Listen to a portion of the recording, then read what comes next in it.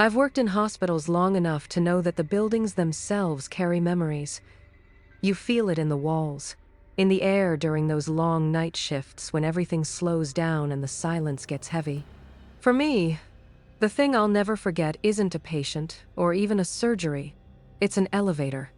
Not just any elevator, the old service elevator tucked in the back corridor near the OR suites. We still used it on night shifts to move supplies and equipment.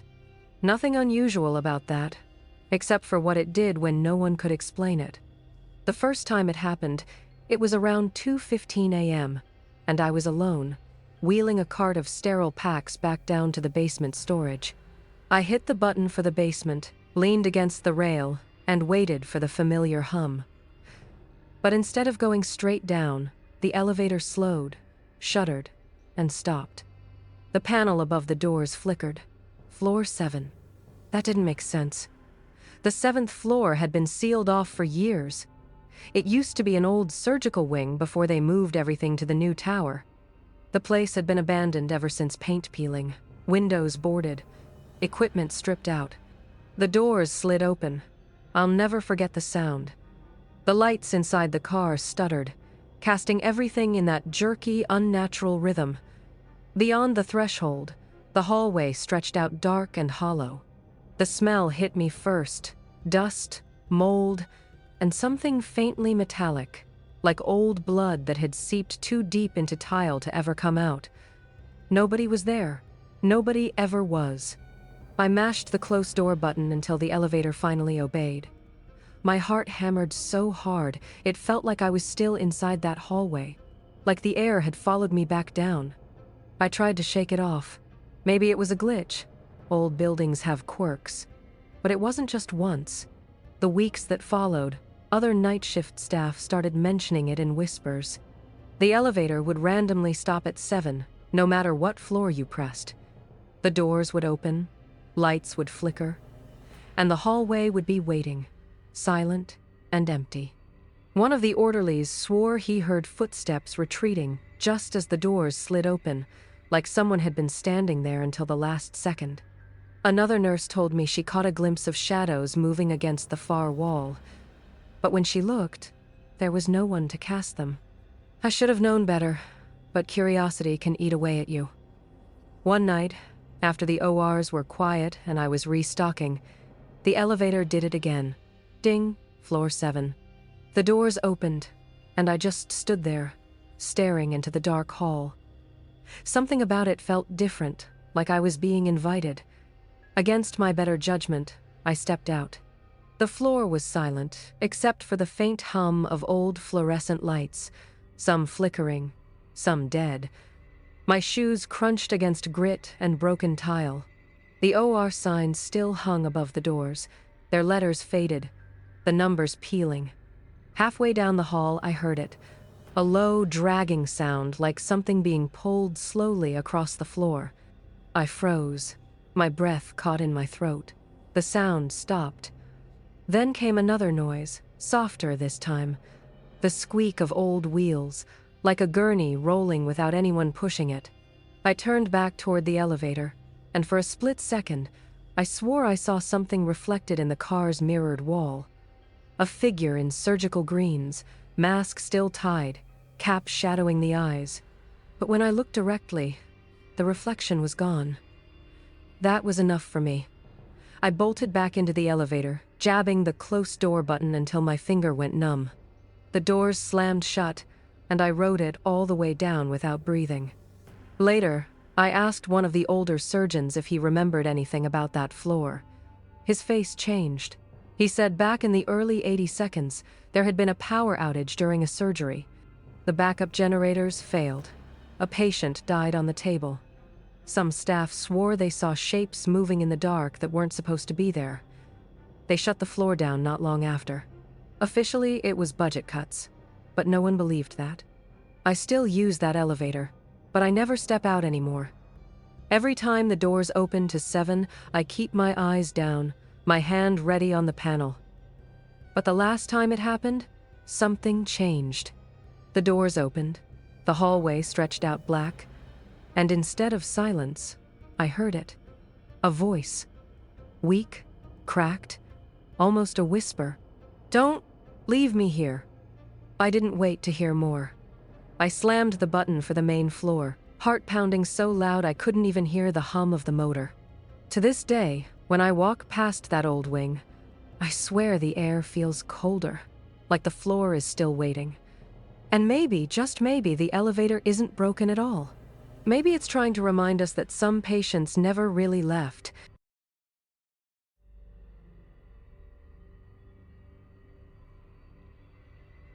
I've worked in the ICU for years, and if there's one thing I can tell you, it's that the place changes after midnight. The hum of machines, the steady rhythm of ventilators, the occasional alarms, they all become sharper, more pronounced, like the walls themselves are breathing with you. But what unsettles me most isn't the sound of machines failing, or even the silence when a room goes still. It's the whistling. The first time I heard it, it was around 3 a.m. I was charting at the nurse's station, sipping bad coffee to keep my eyes open. The ICU was quiet that night. A few patients sedated, some stable, one or two circling the edge of life with every shallow breath. Then I heard it soft, almost playful, drifting through the hallways. A whistled tune. At first I thought it was one of the staff. Nurses hum and whistle sometimes without realizing it. But when I looked up, the others on duty were staring back at me. We all heard it. Slow, wandering notes, echoing just faintly enough that you couldn't pin down exactly where it came from. One of the newer nurses whispered, "It's him." I asked who she meant, and she told me about Mr. Delaney, a long-term patient who'd passed a few weeks earlier. He had been in the ICU for months, battling complication after complication. He was the kind of patient you remembered not just because of his illness, but because he always whistled. Day and night, whenever he was awake, he'd whistle the same little tune. Nurses joked that it drove them crazy, but when he died, the silence felt heavier than anyone expected. The whistle came back the next night. Same time, same tune. Only this time, it seemed closer. I was walking past his old room when it happened. The room was empty now, clean sheets, equipment pulled out, lights dimmed. But the whistle seemed to seep from behind the door, faint at first, then louder as if someone were standing inside. I froze. My heart pounded so hard I could feel it in my throat. Then, as I reached for the handle, the sound stopped. Nothing but the low drone of the air vents. I told myself I was tired. Exhaustion can make you hear things, imagine things. But the other nurses were hearing it too. A few of them swore it followed them down the hall. One nurse, Maria, said she heard it over her shoulder while checking vitals on a patient who was sedated. She turned, and no one was there. Just the dim blue glow of monitors reflecting in the glass. Weeks went by, and the whistle became a kind of unspoken part of night shift. No one wanted to talk about it openly, but we all braced ourselves around 3 a.m. Like clockwork, the notes would come. Sometimes near the patient rooms, sometimes faint and far away, almost as if carried on the ventilation system. But always that same soft, meandering tune. Then came the night I'll never forget. I was doing rounds, walking the far end of the ICU hall alone. The whistle started again, clear, deliberate, echoing softly. But this time, it didn't wander. It was steady, almost beckoning. I followed it without meaning to, my feet carrying me closer to Mr. Delaney's old room. The door was half open. I stopped a few feet away, straining to listen. The whistling cut off. For a moment, the air was dead silent. Then, from inside the room, I heard a long exhale, raspy and uneven, the kind of breath you hear at the very end of life. It sent ice down my spine. I stepped back, my hands shaking, and bumped into one of the monitors in the hall. The sound startled me so badly that I bolted, heart racing, back to the nurse's station. When I told the others, they didn't laugh. They didn't question me.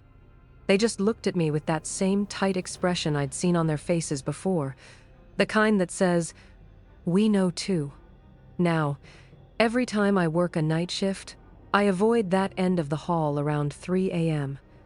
The whistle still comes, sometimes faint, sometimes so close it feels like it's drifting just behind my shoulder. I don't know if it's memory, exhaustion, or something more, but I'll tell you this. Hospitals are full of things that can be explained: numbers, labs, vitals, the cold logic of medicine. But every so often, something slips past reason. In our ICU, it's the whistler. And when those notes float down the hall, soft and patient, you can't help but feel like someone never really left.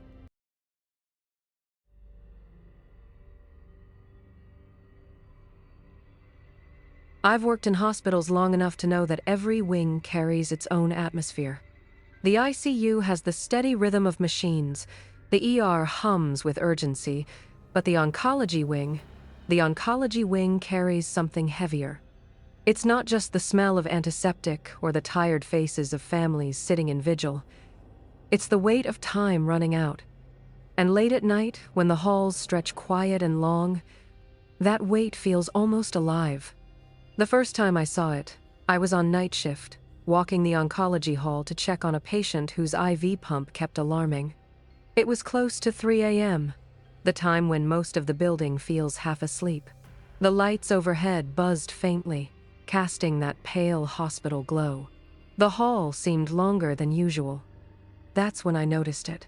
At the far end of the corridor, just past the last patient room, stood a figure, tall, still, darker than the shadows around it. For a moment, I thought it was a visitor who had fallen asleep standing, or maybe even a staff member. But the longer I stared, the less human it looked. No detail, no face. Just an outline cut from the dark itself. I forced myself to walk closer. My shoes squeaked against the waxed floor, echoing far too loud in the silence. With every step, the figure didn't move. It simply waited. When I was halfway down the hall, it shifted. Not a step, not a turn, just a ripple, like smoke catching a breeze. And then, as I drew closer, it melted back into the wall, dissolving until nothing remained but the empty corridor stretching ahead of me. I stood there longer than I should have, my pulse racing, the hair on my arms rising. Finally, I turned and walked back, telling myself it had to be a trick of the light. Exhaustion. A shadow cast by the machines. Anything. But the next night, another nurse saw it. She came back from rounds pale as a sheet, her hands shaking as she gripped her clipboard. "Did you see him?" she asked. I didn't have to ask who. She said the same thing: dark figure at the end of the hallway. Gone when she approached. Word spread quietly among staff. Nobody wanted to say it out loud, but we all knew. The oncology wing had its shadow. Some said it lingered when patients were close to passing. Others swore they saw it standing outside a room the night before someone coded. One night, I had to test that theory myself. Room 412 held a patient named Mrs. Randall. She'd been fighting for months, but her body was failing. Around 2:50 a.m., I stepped out of her room after checking her vitals. And there it was. The shadow. Same place. Same stillness. Watching. I wanted to believe it was coincidence, but the next morning, Mrs. Randall was gone. After that, I started paying closer attention. Some nights, the hall would stay empty, but on others, the figure was there, waiting at the far end like a sentinel. Patients would take a turn soon after, sometimes within hours, sometimes the next day, but always after the shadow appeared. One night, though, it didn't just melt into the wall. I was alone on rounds when I saw it again. I slowed my steps, heart hammering. This time, instead of fading as I approached, it seemed to grow darker, sharper, almost stepping forward. I froze. For a moment, the hallway lights flickered, and the figure stretched taller, wider, filling the end of the corridor. I could swear I felt it looking at me, no eyes, no face, but a weight pressing down on my chest, as though it knew I'd been noticing its pattern. Then, just as quickly, it was gone. The lights steadied, the hall was empty again, but I didn't feel alone. I finished rounds that night with a constant prickling on the back of my neck, like someone was trailing a step behind me. When I glanced back, the hall was always empty, but I couldn't shake the sense of being watched. Some staff avoid talking about it, brushing it off as fatigue or paranoia. But the oncology wing is different. Too many of us have seen it. Too many of us have felt it. The shadow in the hall doesn't belong to the living. And when you've worked long enough, you stop asking what it is. You just learn to notice when it appears. Because if it's standing at the end of the corridor, silent and waiting, it usually means one thing. Someone's time has run out.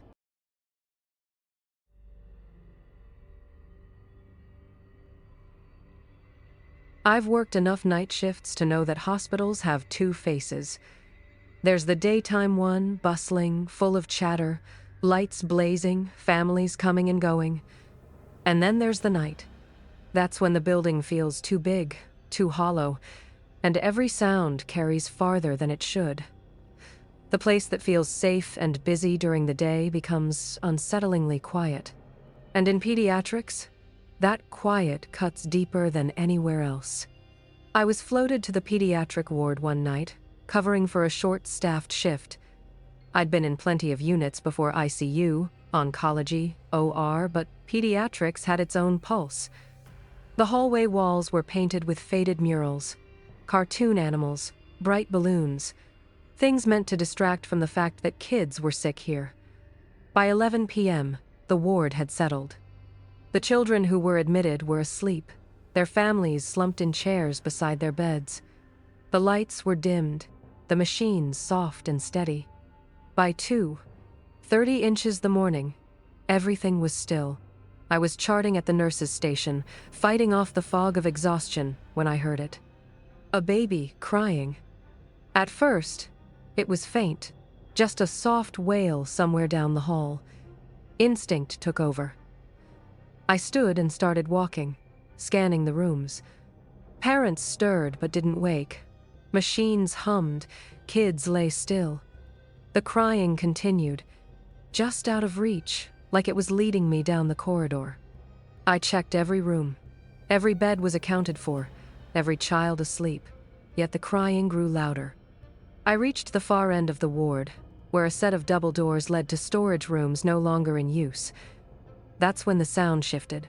No longer faint, it was sharp, piercing, the unmistakable cry of an infant in distress. My chest tightened. I pulled the flashlight from my pocket and pushed through the doors. The crying cut off. The silence on the other side was suffocating. The storage rooms stretched dark, empty, lined with shelves of equipment long forgotten. I swept my light across the room. Nothing but dust and discarded supplies.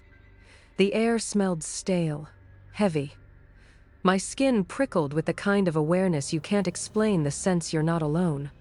I turned back, forcing myself to finish rounds. But when I passed the old nursery wing, now unused, the crying started again. This time, it came from behind the closed doors of a room I knew was empty.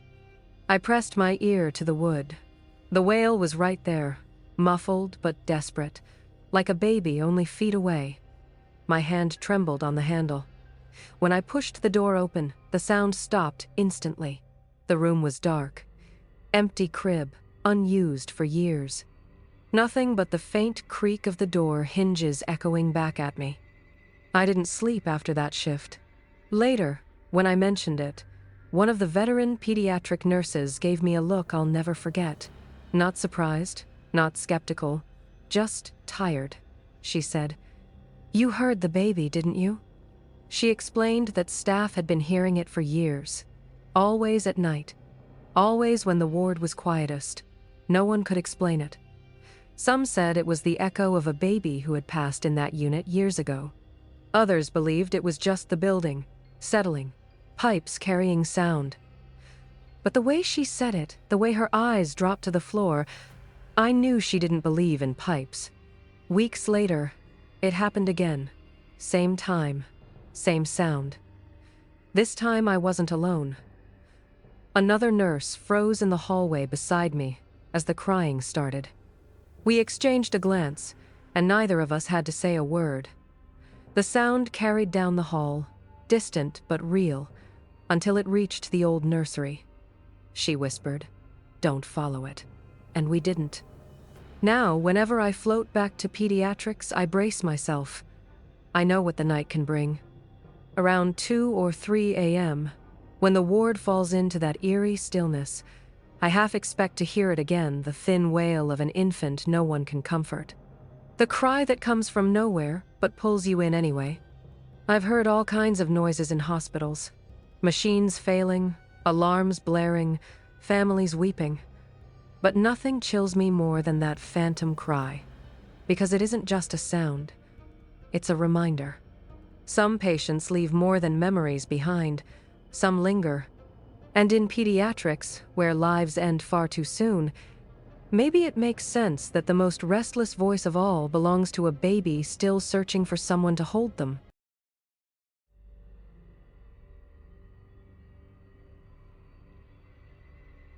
I'll never forget the sound that night. I've been through more codes than I can count: chest compressions, alarms blaring, medications being pushed in a blur. You train for it. You focus on the rhythm, on the patient in front of you. But that code in the OR, it was different. It wasn't just the urgency in the room. It was the ventilator. The patient was a man in his 60s, post-op complications spiraling out of control. One second we were monitoring him, the next his vitals started to crash. The surgeon called it code, and we all fell into place. The anesthesiologist at the head of the bed, respiratory at the ventilator, me at the crash cart, the room filled with motion, with noise. That's normal. What wasn't normal was the sound that came from the vent. At first, it was just louder than usual. The hiss of oxygen pushing into the lungs, the mechanical whine of the machine fighting against the patient's failing body. But then, between the alarms and the shouts, it shifted. The hiss grew jagged, almost uneven, like the vent was straining.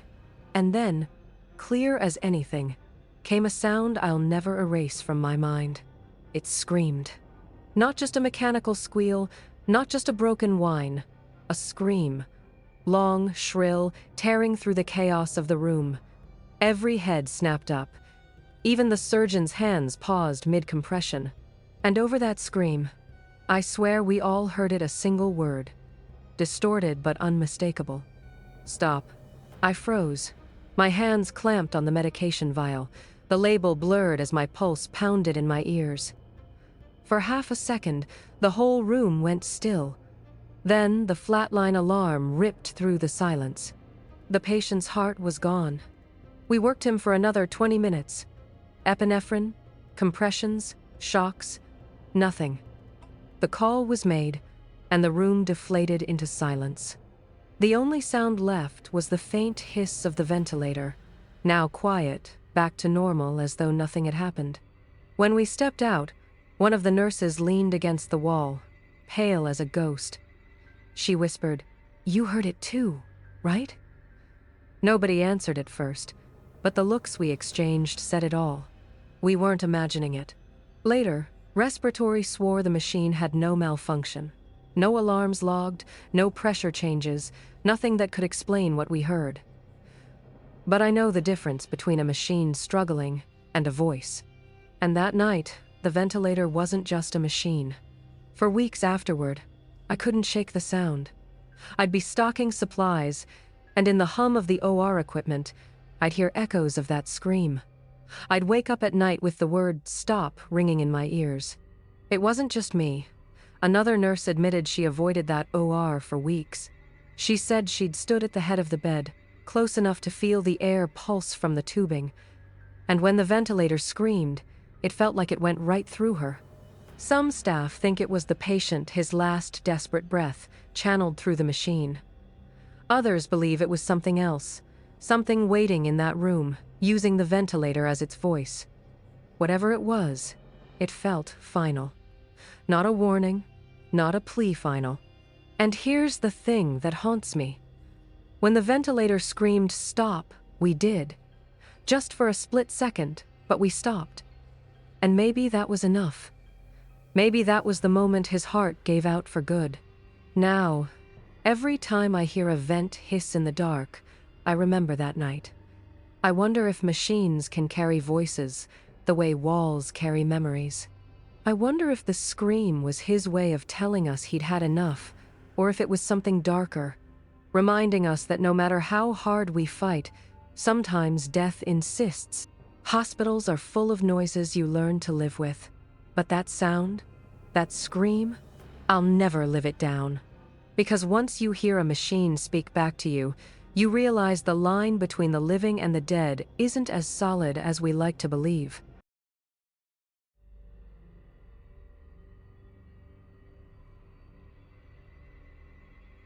I've seen a lot of strange things during my years in the OR and on post-op units, but there's one night that has stayed with me more than any other.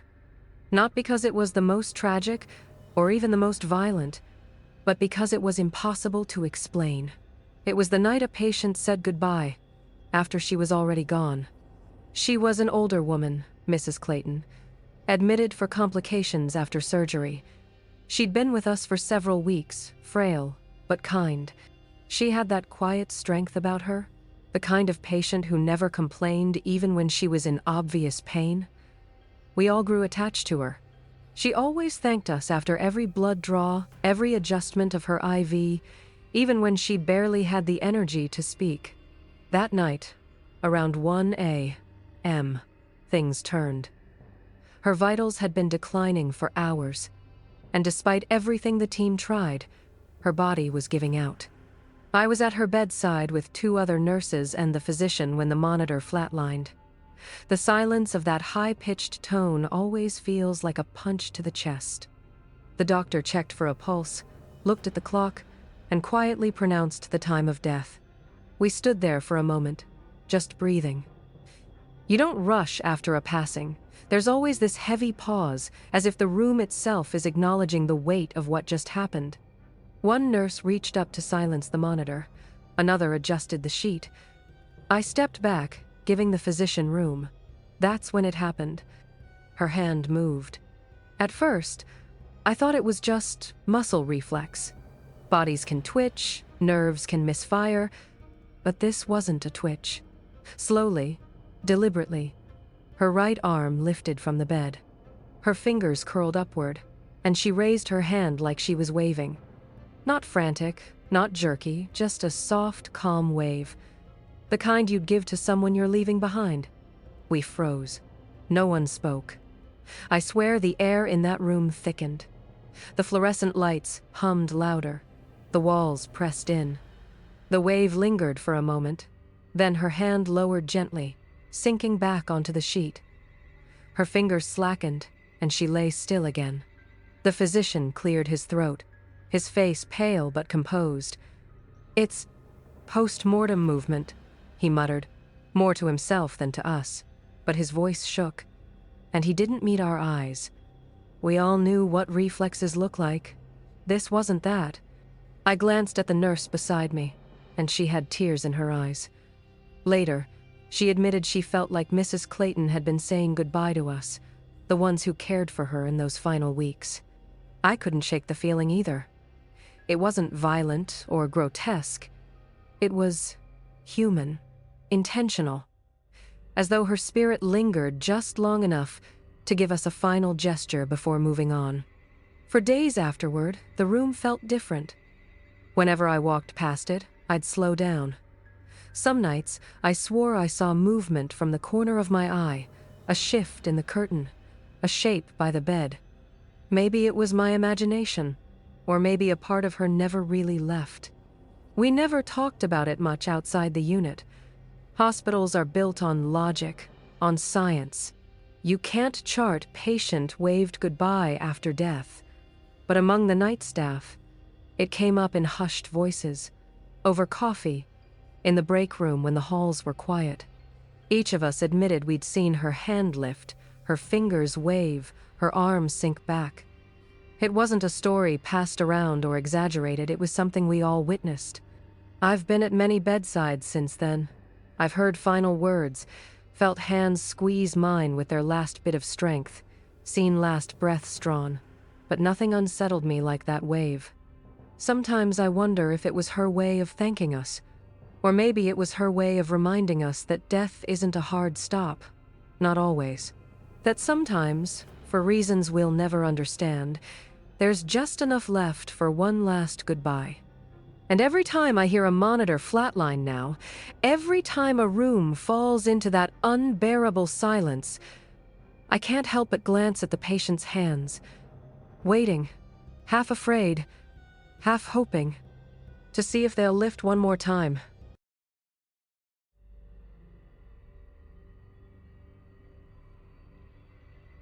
I've worked in hospitals long enough to know that some places hold on to things you can't explain. Not just memories, not just grief, something heavier, something that lingers even after the patients and families have gone. For me, the place that carries it the strongest isn't the ICU, or the morgue, or even the OR. It's the chapel.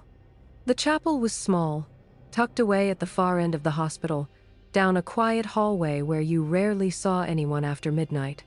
It wasn't fancy, just a few rows of wooden pews, a stained glass window that filtered colored light onto the floor during the day, and a faint smell of old wax from the votive candles. It was supposed to be a place of peace, a place where families could catch their breath, but at night, it never felt peaceful to me. It felt watched. The first time I heard about her, I thought it was just another ghost story passed among night staff to break the silence. A nurse swore she'd walked by the chapel at 3 a.m. and seen a woman kneeling in the front pew, her head bowed, hands clasped like she was in prayer. The nurse pushed open the door to check on her, but when she stepped inside, the pew was empty. What unsettled her most wasn't that the woman was gone, it was that the cushion where she'd been kneeling was still pressed down, like the imprint of knees had just been lifted a moment before. I laughed it off, at first. Hospitals are stressful, and exhaustion plays tricks on your mind. But then it happened to me.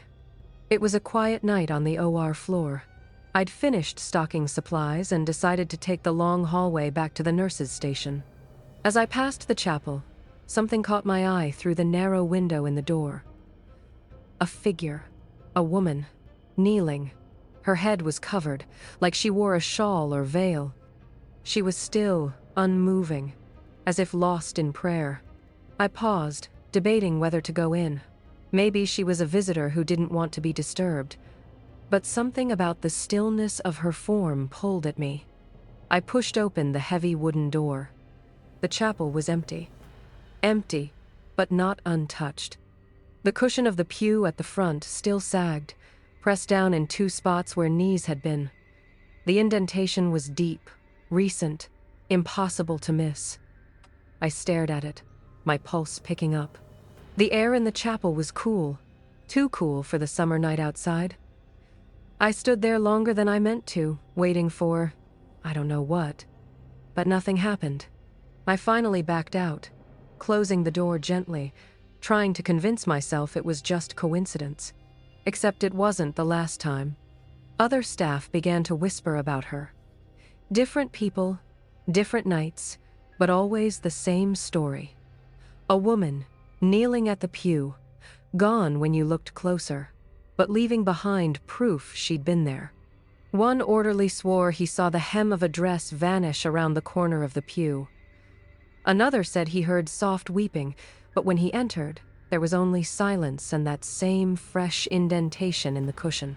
The night that haunts me most was when I went into the chapel alone. It was near 3:15 a.m. The hospital hushed, the halls empty. I had this strange pull, this urge to check the chapel. I don't know why, I just felt it. I walked in, and immediately, the smell of flowers hit me. Not the artificial kind we usually had in waiting rooms, but fresh lilies, sharp and sweet. The chapel had been bare earlier that evening, I knew, because I'd walked past it. But now, the scent filled the room. The front pew cushion was pressed down again. This time, I didn't stay at the doorway. I walked all the way in, my shoes echoing against the tile. The closer I got, the heavier the air felt, like I'd stepped underwater. I reached out, my hand hovering just above the cushion. It was warm. I stumbled back so fast I nearly tripped. My throat tightened, my chest hammered, and all I could think was, whoever she is, she's still here. The next morning, I asked one of the hospital chaplains if they'd ever heard anything about it. He was quiet for a long time, then said softly, "There's a story. Years ago, a woman lost her child here. Complications. She prayed in that chapel every night until she herself passed from illness. Some say she never stopped praying." I didn't ask him anything else. I didn't need to. Now, whenever I walk that hall at night, I glance at the chapel door. Sometimes I see nothing. Sometimes I see the faint outline of a woman, head bowed, still in prayer. I don't go in anymore. I don't want to. Because it isn't just about seeing her, it's about what it feels like when you know she's close. That cushion, still warm. That air, too heavy. That silence, thick with grief. Hospitals are full of loss, but the chapel, it holds on to it. And sometimes, when the night is quiet enough, you'll realize not every prayer is left unfinished.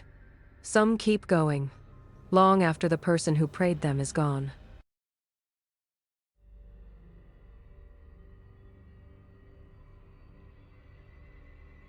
I've worked in hospitals long enough to know that buildings have memories.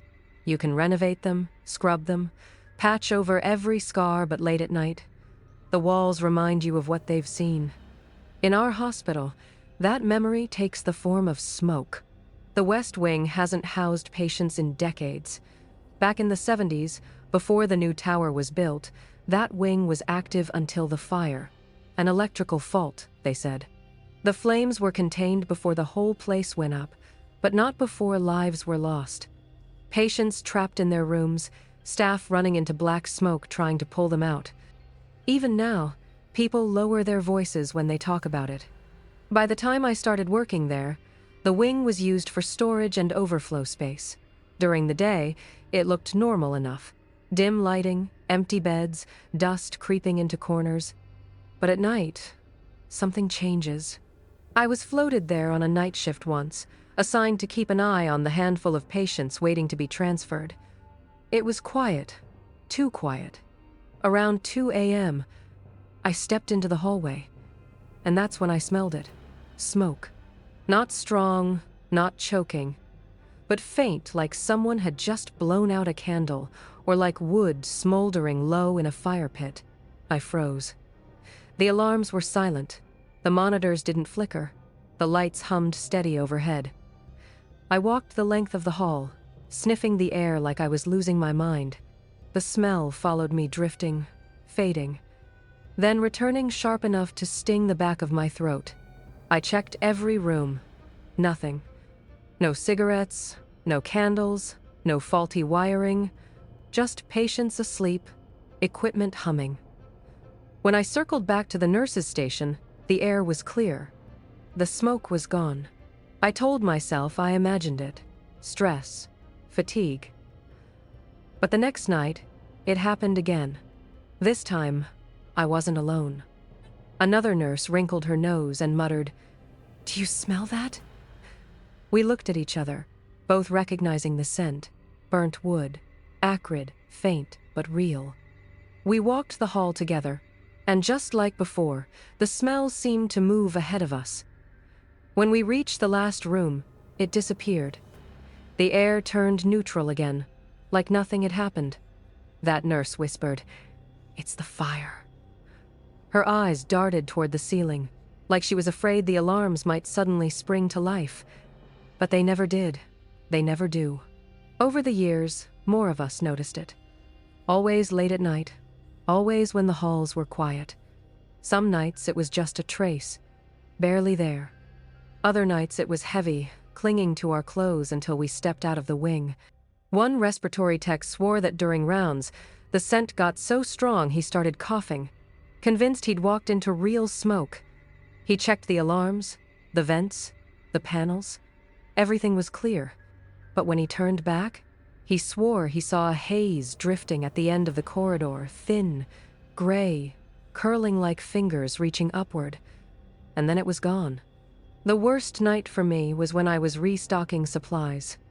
Alone, pushing a cart down the hallway. The smell rolled in suddenly, thick enough to make my eyes water. I stopped, staring down the empty corridor, and for a second, I thought I heard it. Faint, distant, the crackle of fire. I dropped what I was doing and bolted for the nurse's station. By the time I got there, the smell had faded. No haze, no heat, just silence. Later, one of the older staff told me the truth. The fire back then had spread fastest through the West Wing. Patients in wheelchairs, some too weak to move, trapped behind the flames. Families never got answers. Some of the bodies were found in that very hallway where the smoke still lingers. It's their reminder, she said, that it happened, that we can't forget them. Now, whenever I'm floated to that side, I dread the night. I dread that moment around 2 or 3 a.m., when the air changes and that faint scent creeps in. It always comes without warning, slipping past the filters, ignoring the detectors. A ghost fire, replaying itself again and again. You can't see it, you can't stop it, but once you've smelled it, you know, the past still breathes in these walls. And no matter how many decades pass, the smoke never really clears.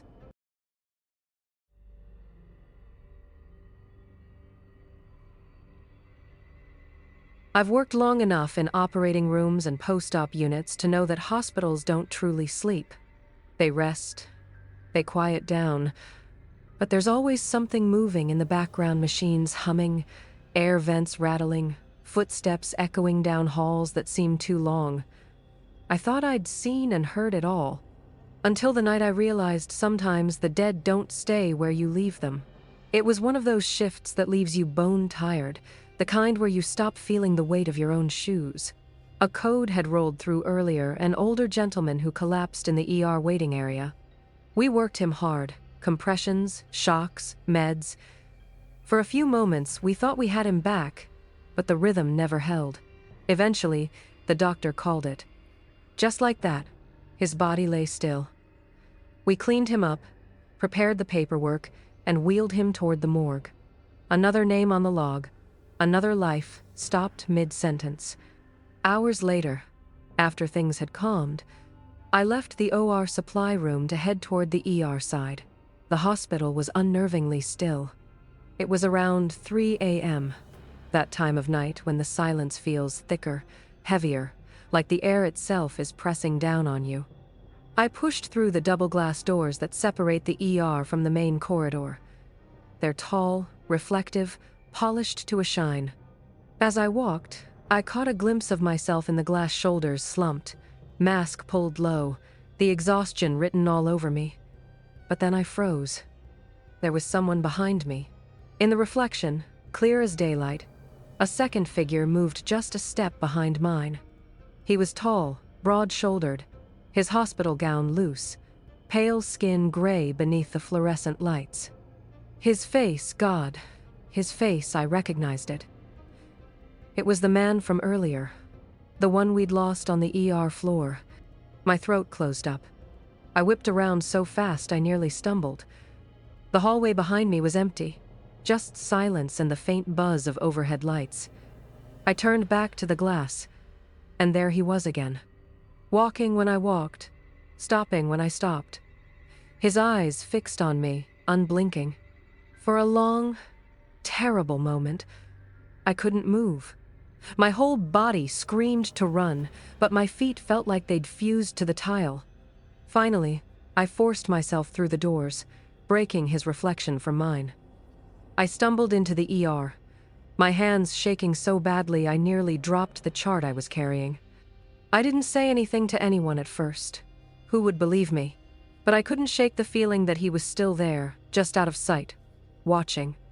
Every reflective surface I passed windows, the glass of monitor screens, even the steel of surgical trays I caught myself glancing, terrified I'd see him again. Later that night, when the shift finally ended, I sat in the break room trying to calm myself down. That's when one of the older nurses came in. She must have seen my face because she asked if something was wrong. Against my better judgment, I told her. She didn't laugh. She didn't tell me I was imagining things. She just nodded slowly and said, "You're not the first." My stomach dropped. She told me that years ago, after codes where patients couldn't be saved, staff sometimes swore they saw them again. Not in rooms, not in beds, but trailing behind them in the reflective glass of the ER doors, as if those patients hadn't realized yet that they were gone or weren't ready to leave. Some followed once and vanished. Others lingered for days. I couldn't sleep for the rest of the week. Every time I closed my eyes, I saw his face in that glass, pale and watching. Every time I walked down the corridor, I felt the weight of footsteps behind me that weren't mine. I don't know what unsettles me more, the possibility that I imagined it, or the possibility that I didn't. Because if he really was there, trailing behind me in silence, what did he want? A final witness? A guide? Or was he simply lost, tethered to the place where his life ended? Even now, whenever I pass through those glass doors on a night shift, I keep my eyes down. I don't look at my reflection. Because I know if I do, I might see more than myself. And once you've seen someone follow you from the other side of life, you learn quickly. In hospitals, not everyone who walks behind you belongs to the living.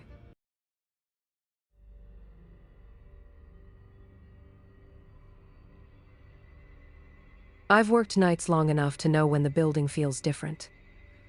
Most people think a hospital is chaotic 24/7, but around 2 or 3 a.m., it actually gets quiet. The lights dim. The hallways stretch out longer. The only sounds are ventilators hissing, infusion pumps beeping softly, and the occasional squeak of a rolling cart. I've charted thousands of nights at the same little desk just outside the OR suites. It's nothing fancy, a computer on wheels, a stool, a view down a dark corridor. I've gotten used to the stillness. But the night I felt that hand on my shoulder, everything changed. It started with a loss. Earlier in the shift, I'd been assisting with a difficult case. A middle-aged man, post-op complications, massive blood loss. We worked him for what felt like forever. Compressions, transfusions, meds, surgeons calling for clamps, the whole room vibrating with urgency. He'd been awake before it spiraled. I'd been the one holding his hand, telling him we were doing everything we could. Right before anesthesia took him under, he reached for me, a weak, shaky grip on my arm, his eyes searching mine. I squeezed his hand back and said, "You're okay. We've got you." Hours later, after every intervention failed, the doctor called time of death. The team went silent. You never get used to that moment, no matter how long you work here. We cleaned up, documented, moved his body down to the morgue, and then we moved on, because that's what you do. By the time it was 3:15 a.m., I was alone at the charting station, catching up on notes. The hall was dead quiet, the kind of quiet where you start to hear your own pulse in your ears. My hands hovered over the keyboard. That's when it happened. A hand landed on my shoulder. It wasn't a brush, or a breeze, or static. It was a firm, human touch. Warm, solid, right at the same spot that man had gripped earlier. Fingers pressing just enough that I could feel them through my scrub top. I froze. My stomach dropped. I turned immediately, expecting to see one of my coworkers standing behind me. There was no one. The corridor was empty. No footsteps fading away. No doors closing. Just the hum of the air vents and the low flicker of the exit sign at the end of the hall. My chair creaked as I twisted back and forth, scanning every shadow. My skin crawled. The place on my shoulder where the hand had rested still tingled. For a long moment, I couldn't move. My fingers hovered over the keyboard, trembling. The silence felt alive. I could almost hear his breathing, not mine. His. Like he was standing just behind me, waiting for me to look again. Finally, I forced myself to stand. I walked to the end of the corridor, checked every alcove, every door. Nothing. When I returned to the charting station, the stool I'd been sitting on was still slowly spinning from where I'd pushed off. I sat back down, trying to steady my breathing, and that's when I remembered his hand on mine before the code, the same gentle pressure, the same placement on my shoulder when we rolled him into the OR. It wasn't just similar, it was identical. I didn't tell anyone right away. You don't, in this line of work. But a few nights later, during break, I brought it up in a roundabout way to one of the veteran nurses. Her face didn't change. She just said, "Sometimes they're not ready to leave." I've heard a lot of noises in this hospital. I've felt a lot of emotions. But never before had I felt something so unmistakably real from someone who wasn't there. It wasn't cold. It wasn't menacing. It felt like gratitude, like he'd reached back to say thank you, or goodbye, or both. Still, the memory haunts me. I'll be charting late at night, and every so often I'll feel the air shift behind me. Sometimes it's nothing. But sometimes, when the night is very still, I swear I feel that faint warmth on my shoulder again, just enough to make me pause, to glance over my shoulder at the empty hallway. And every time, the same thought runs through my mind. In a place where life and death pass each other in the same hallway, maybe not everyone leaves when their body does. Maybe some linger for a moment, reaching out one last time, before finally letting go. That's why now, when a patient grabs my arm before a procedure, or squeezes my hand in those last moments, I squeeze back a little tighter. Because I don't know if it's the last time I'll feel their touch while they're alive, or the first time I'll feel it after they're gone.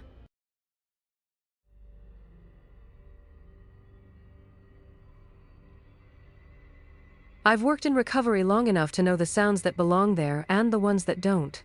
During the day, the unit is alive patients waking up groggy from anesthesia, monitors chirping, nurses calling out orders, families pacing in the waiting area.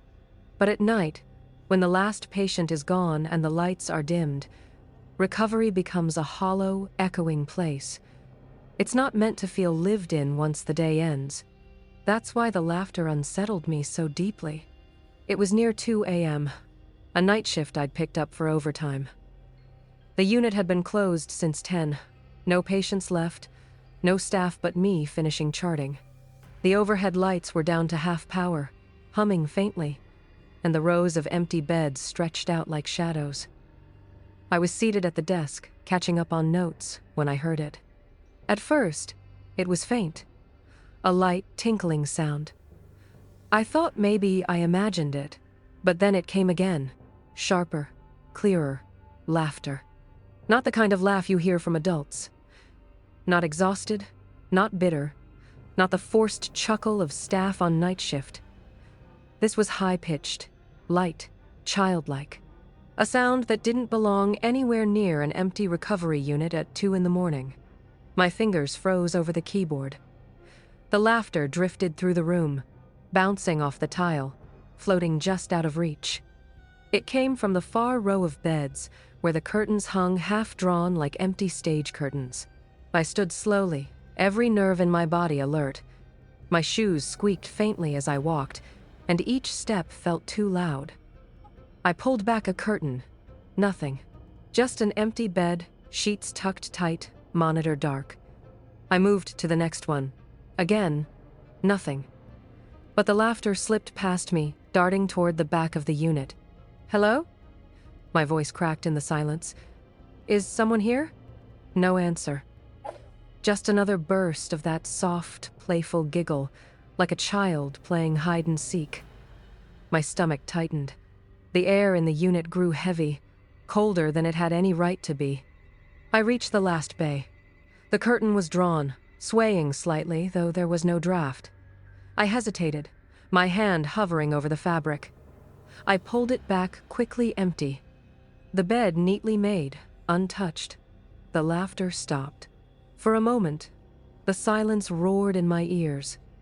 Then, just as I turned to walk back to the desk, the sound came again right behind me. A burst of giggles, impossibly close, like a child standing at my shoulder. I spun around, heart racing, but there was no one there. Just rows of empty beds and the dim glow of monitors on standby. I backed out of the room, my chest tight, my hands shaking. When I reached the desk, I sat down hard, staring at the darkened ward. That's when I noticed something that chilled me more than the laughter itself. One of the beds. The sheets were wrinkled, as if someone had just climbed out of it. I hadn't touched that bed. I knew it had been smooth earlier. The next morning, I told one of the veteran nurses what had happened. She listened without a trace of disbelief. "You heard the child," she said. "A few of us have. Years back, they tried running pediatrics recoveries in that unit for overflow. A little boy didn't make it out of surgery. Some nights, people say he never left." I tried to dismiss it, to tell myself it was fatigue, nerves, a hallucination brought on by too much caffeine and too little sleep. But every time I walk past that recovery ward late at night, I slow down. I listen, because sometimes, when the hospital grows still, the laughter comes back. It doesn't sound cruel. It doesn't sound angry. It sounds playful, innocent, like a child who never understood he wasn't supposed to wake up. And that's what makes it unbearable. Because it isn't just a sound out of place. It's a reminder that in this building, not every patient makes it home. And sometimes, the ones who don't stay behind in ways you can't explain. So now, when I finish my notes in the small hours of the morning, I keep my eyes on the screen, my ears shut tight, and I never, ever walk to the back of the recovery room alone. Because once you've heard a child laugh in an empty unit, you know exactly how wrong it feels. And you know you'll never really be alone in that ward again. Hi. I just want to take a moment to thank every single one of you for being here. Your support means more than words can ever express. Every view, every like, every comment, it all helps keep this channel alive and growing. If you've enjoyed these stories, please don't forget to like, share, and subscribe. It really makes a huge difference. I'd also love to hear from you. Share your own experiences in the comment section, and let me know where you're watching from. Hearing your stories and seeing the places you all come from is one of the best parts of this community. Thank you again for being part of this journey with me.